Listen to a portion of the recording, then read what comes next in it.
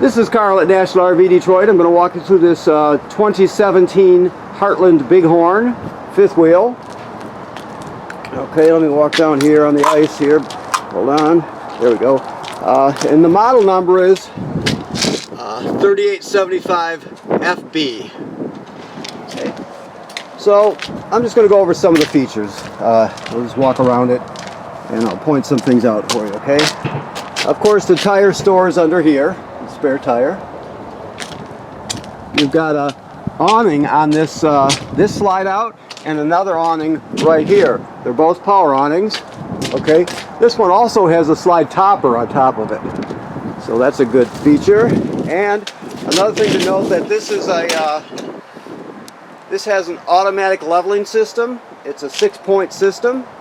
Okay, I'll show you how where the switches are and how to operate that when we get around to that. I just have the cover off your water heater right now. I just want to show you that it's empty right now, like it should be because the trailer's winterized. This is the drain plug here and the anode rod. Okay. You have a signal out and some power if you wanted to set a TV out here. This is just some trim that came with it. You can that's your dump hose right there that comes with it. Okay. You have two 30-pound LP tanks. Your battery in here, there's two batteries, two 27 series deep cycle marine batteries. They're wired together as 12 volts, so it's putting 12 volts out. Okay. Now this is the controller for your leveling system. It's just very simple. You want this to be on here. You push auto level and it levels it. Then you can retract the rear gear if you choose. The thing to know about it is this: you have these predetermined functions here, but then if you scroll, your battery's at 13.8 volts, which is great. You want them to be a little over 13. You can auto retract, right? You can go to the manual mode, so that's a good way. That's something to do. You would push enter, go into the manual mode, then you could operate the jacks independently of each other also. Okay. All right. So this is your water. You have your gray and black tanks here. You have your city water connection, which is right here.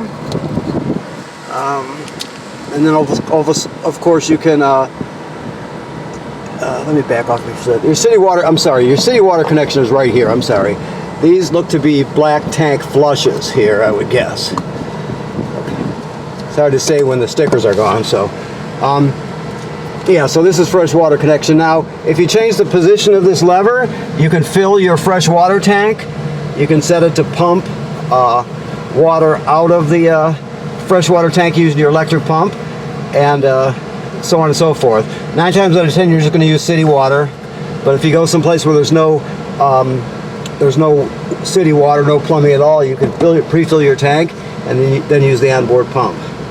This is to bypass your water heater when you winterize. Of course it's bypassed right now because it's empty and it's winterized. Okay, you can reach some valve through here. So gray tank number 2 is right through there, the valve for that one. Okay. This, I think the ice maker switch for your refrigerator's behind this one here. I'm sure it is. You get the 50 amp system. We give you the reducers to reduce it down. Okay. You're pre-wired for a backup camera if you ever want to get one. Also, there's a ladder it's in good shape, so you can go up there every, a few times a year and inspect your roof and make sure everything's in good shape. Be very careful, of course.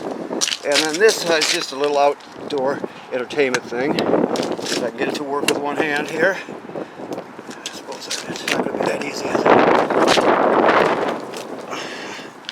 it? Let me set the camera down for 1 second.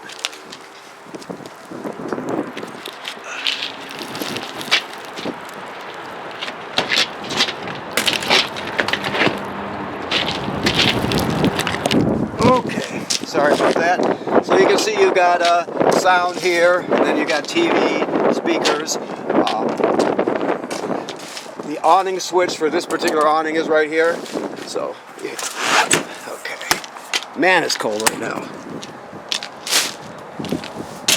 Got the furnace running in here, so it should be hopefully nice and warm.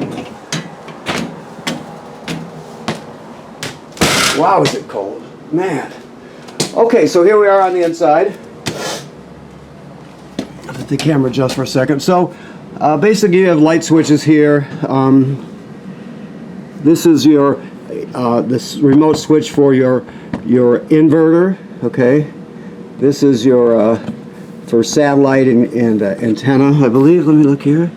Yep, sure enough. Awning switches here.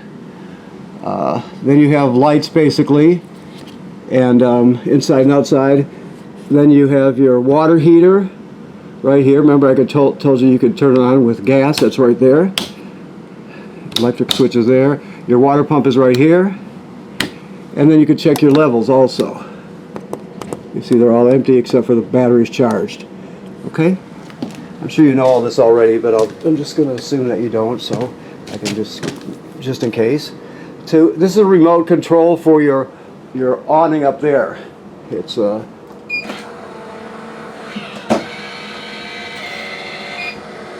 so. Okay. This is your thermostat. It works like any other thermostat. You go through the mode and pick the zone you want, and so on and so forth. Fan. If they give you the option, always use the fan on auto. It's a good practice with this trailer. Okay, so let's walk around. You got recliners. You got a hide-a-bed here. Yes, this folds out into a bed. You've got a fireplace. Now with the fireplace, it works on 120 AC, so you can run it and heat this area anyway without using up your limited supply of propane. So keep in mind that you can, it has a timer, so you can set the timer to turn on 90 minutes or 20 minutes, I should say, before you get up in the morning, and it can take the chill out of this area without using up your LP, for example. But you can adjust the flame, fan speed, that sort of thing. Okay, and it has a remote. TV works like any other TV, of course. Your sound is pretty standard also. You're just going to pick the source. It has Bluetooth. It has AM, FM radio, at least FM anyway. I didn't actually see the AM, but it probably has FM anyway. So, you got USB port here. Different speaker zones. I think this one probably has 3 different zones. A, B, and C. C would be outside, B probably is in the front, and then A is this area here. And there's your hookups there, if you could see them. Here. That's probably better. I should have done that originally, huh? So, also this is on you want to strap it when you're traveling, but it is out on a swing out bracket, so you can pull it forward and adjust it accordingly, okay? Alright, so this is your range. Works like any other RV range. I'll just take one section off so you can see it. Okay, so this is the sparker. You turn it clockwise to spark. 3 burners, 3 knobs, and then this is the oven knob. So let me see. So there you have it. It's that simple. The oven is the same way, except you have to. Looks like it's never been used once, which is typical. We see this all the time. But there's a pilot light all the way back there that you have to light, and before you light it, you put it in this position, pilot, and then you depress it and keep it depressed while you're lighting it. You light it, and then once it lights, you hold it in for another 10 or 15 seconds. Then you go to whatever temperature you want, and it cycles as an oven does. When you shut it off, the flame goes out, but so does the pilot light, so you have to relight the pilot light each time you use the oven. Okay, my fingers are starting to go back to normal now. It is cold out. Okay, so obviously there's a microwave. Works like any other microwave. It has a built-in fan and light for this area. Your refrigerator works on 110 AC. Right, that's what the inverter's for, as I'm sure you know. Let me see here. What else have we got? Oh, it's in here, I remember. So you have a power converter in this one, like all trailers do. So you've got basically on 110 AC on this side. You can see it right there. You have regular circuit breakers, and they're labeled. Okay, that's 110 AC, and then the power is converted to 12 volt DC over here, and you have 12 volt fuses. Okay. Also, this is a battery tender, so it'll sense how much energy your batteries up front have and need, and if they're charged, it'll just trickle a couple amps up there to maintain it, or if it's low, it'll send 10 amps or whatever it needs. So it will definitely keep your battery tended, so that's good. This is the cover for it. I just can't put it on with one hand, so I'll do it when I come back through. Considering, okay. So, yeah, like I stated, that when you're plugged into AC power, that power converter charges your batteries also. When you're pulling it down the road, obviously your tow vehicle's alternator charges. So, and it does have dual batteries wired together as 12 volt, but double the storage capacity, which is a good thing. Okay, another remote for your fan up here. This is a monitor for this particular bathroom right here. Is good. Remember, I told you there are 2 black tanks in this one, and at the water docking area, when I said these, I don't know how far into it, but I said these look like black tank flushes. I didn't prep that part, so I don't know, but I'm sure that's what they are. You just hook it up to the hose at the dump station, up to those. You turn on the water, make sure the valve is open on the black tank, and it should spray it out. Okay. It's a good thing because it keeps the sensors clean. Let's go up here. 2 more chairs. They're stored underneath the bed. Okay. Another TV area. Antenna right there. You can rotate it if you choose to tune it in. Another thermostat for this zone up here. Remember, this is a 50 amp system, so it's got plenty of power. This is another remote for your vent up here. Fiberglass shower. And then up here, some stuff. This has to do, I believe, with satellite. This is just something you get with it. There is a manual right here. I don't really mess with it much, but you can go as far as you want with it. But it is wired and set for some kind of satellite. Okay? Alright. It also has a safe, and let me see if we haven't determined how to open it yet. I can't remember. Well, I'm not going to mess with it right now, but it does have a safe, and I'll talk to our salespeople or whoever prepped this and find out if, how we get the safe open, if they left us numbers or what. Okay? And we'll know that by the time you pick up anyway. Okay. So the toilet, like they work like any other toilet. You have to have any other RV toilet. You have to have water and chemical in the black tank, which is right below it. That's the flush pedal. So you're just going to dump a dose of chemical in there and then stand on the flush pedal till about a gallon or so of water goes into the black tank, and you're all set. You just can't use it dry because if you haven't done this before, the smell will just be it'll be memorable anyway. So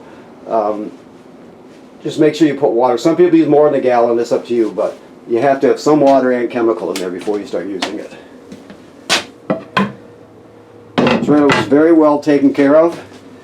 I'm just observing as I go. You can tell a lot from the way what the inside looks like and the outside. So I'm sure maintenance was done on it as needed, and sure looks like it anyway. The floor is nice and solid. No soft spots anywhere. I've walked the entire trailer, nothing, so it's actually in good shape. Okay, well, that covers all the basic stuff. So I'm going to thank you for purchasing your trailer here at National RV Detroit. Remember to inspect the roof and seals periodically. When they're new, the manufacturer says every 90 days, but you figure if you do it when you winterize it and then do it when you de-winterize it, you'll be in good shape. Just give it a look and make sure everything's good. And right now we're winterized. The water heater's bypassed. There's antifreeze in the system, and the water heater's drained. So we're set for the winter. Okay? Thank you very much.